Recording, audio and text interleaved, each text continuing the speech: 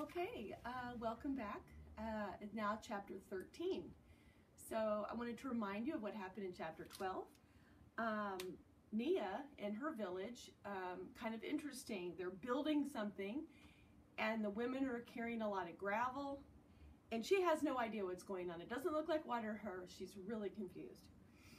Salva, unfortunately, when he caught up with the woman, he wasn't his mom.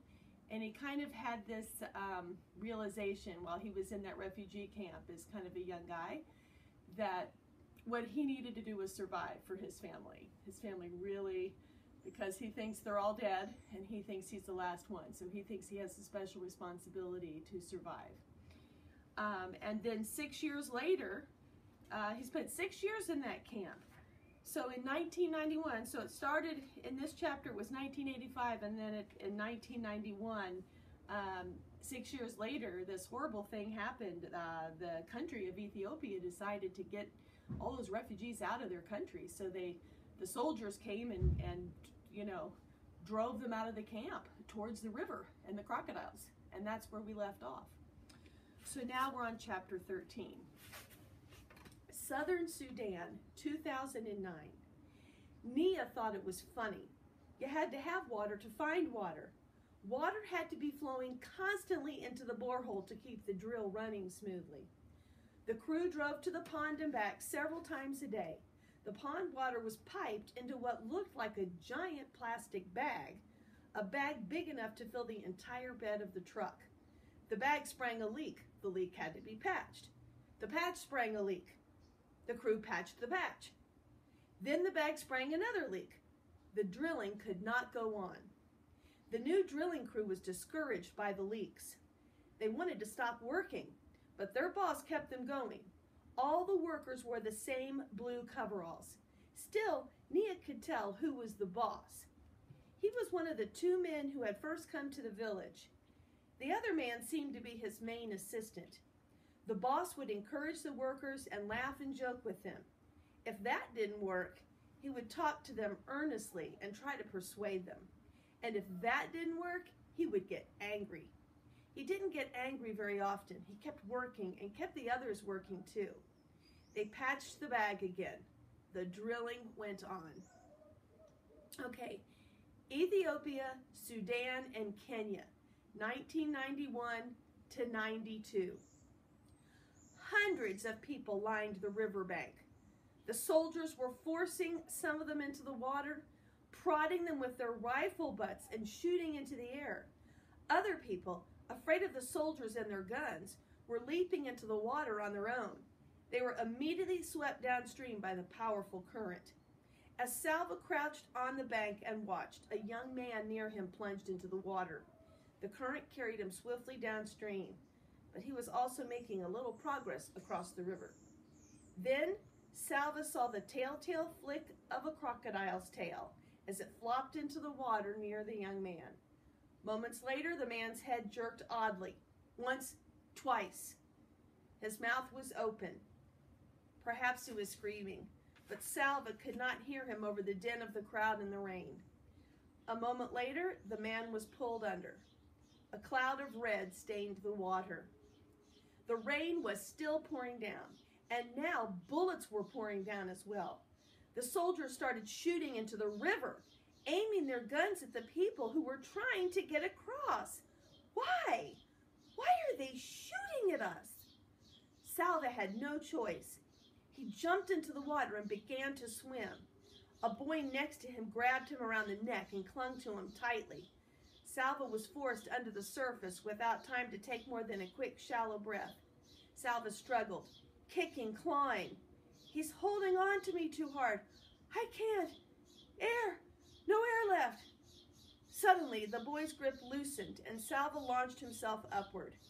He threw his head back and took a huge gulp of air. For a few moments, he could do nothing but gasp and choke. When his vision cleared, he saw why the boy had let go. He was floating with his head down, blood streaming from a bullet hole in the back of his neck. Stunned, Salva realized that being forced under the water had probably saved his life. But there was no time to marvel over this. More crocodiles were launching themselves off the banks. The rain, the mad current, the bullets, the crocodiles, the welter of arms and legs, the screams, the blood. He had to get across somehow. Salva did not know how long he was in the water. It felt like hours. It felt like years. When at last the tips of his toes touched the mud, he forced his limbs to make swimming motions one last time. He crawled onto the riverbank and collapsed. Then he lay there in the mud, choking and sobbing for breath. Later, he would learn that at least 1,000 people had died trying to cross the river that day, drowned or shot or attacked by crocodiles. How was it that he was not one of the 1,000? Why was he one of the lucky ones? The walking began again. Walking, but to where? No one knew anything for sure. Where was Salva supposed to go? Not home. There is still war everywhere in Sudan. Not back to Ethiopia. The soldiers would shoot us. Kenya. There are supposed to be refugee camps in Kenya. Salva made up his mind. He would walk south to Kenya. He did not know what he would find once he got there, but it seemed to be his best choice. Crowds of other boys followed him. Nobody talked about it, but by the end of the first day, Salva had become the leader of a group of about 1,500 boys. Some were as young as 5 years old. Those smallest boys reminded Salva of his brother Quol, but then he had an astounding fault. Quol isn't that age anymore. He's a teenager now. Salva found that he could only think of his brothers and sisters as they were when he had last seen them, not as they would be now. They were traveling through a part of Sudan still plagued by war. The fighting and bombing were worse during the day, so Salva decided that the group should hide when the sun shone and do their walking at night. But in the darkness, it was hard to be sure they were headed in the right direction. Sometimes the boys traveled for days, only to realize that they had gone in a huge circle. This happened so many times that Salva lost count. They met other groups of boys, all walking south. Every group had stories of terrible peril. Boys who had been hurt or killed by bullets or bombs, attacked by wild animals, or left behind because they were too weak or sick to keep up. When Salva heard the stories, he thought of Mariel. He felt his determination growing as it had in the days after Uncle's death. I will get us safely to Kenya, he thought, no matter how hard it is.